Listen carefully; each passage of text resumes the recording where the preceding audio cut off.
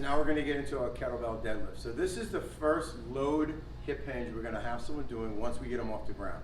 So once we've had them do a cook lift, we've had them do the max bridge, we've got them on the ground. Again, they have to be at least a 2 in our screen, in our FMS. But if you're going to start doing load now, we're going to start with the kettlebell deadlift. So with the kettlebell deadlift, they should stand over the bell, and you know it's positioned correctly, that when they look down, they can't see it.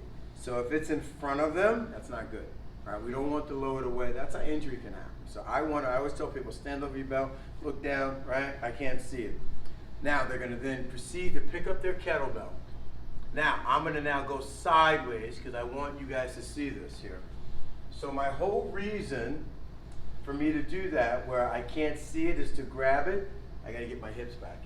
You see that? So it just forces me by reaching, going for here. I got my hips back. Hence, it's a hip hinge. Now, what hip hinge? This is the dominant axis, my hips. Knees, I got a slight bend.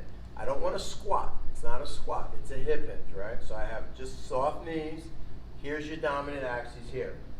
Now, I got my kettlebell. Now, watch my upper back. Before I pick it up, I want to flatten my back. I don't want to pick it up like here, right? Nothing good comes out of that. That's how I can get into trouble. So, back is flat, and they always say your eyes should be on the horizon. So I don't want to be like this. A lot of people do that. They strain the muscles in the neck. I'm just cranking on my cervical spine. I want to kind of have my head down. I'm looking at where the wall meets the floor. My back is flat. I got a good grip. Come up, squeeze my bum.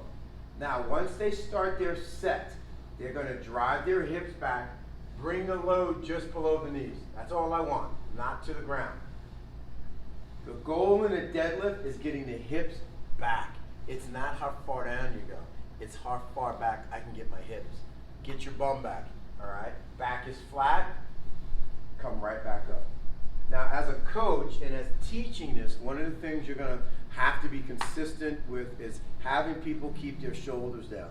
People are gonna wanna do this.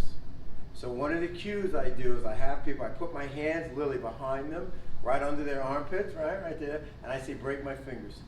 So they squeeze my fingers. So now they go, oh, okay, I got that. So once they get that sensation, right, so now I say, okay, keep that feeling, and I move away, break my fingers, their lats are nice and tight. So now they're in a safe position, because a lot of people, the moment they start to do this, the shoulders will go here. And the moment my shoulders drop, tuck my tailbone. Now I'm here, I'm not using my butt. Here, I got my glutes low. Now I'm strong. I can pick some big weight up off the ground. I'm safe, I'm not gonna hurt my lower back. Right? This, stuff can go sideways fast. So again, break my hands, right? I want fingers are tight, lats are tight, back is flat, drive the hips back. Okay, that's how I want you teaching a deadlift in here. Really, really, really important. All right? So again, make sure also that once the set starts, they're just lowering the weight just below the knees also.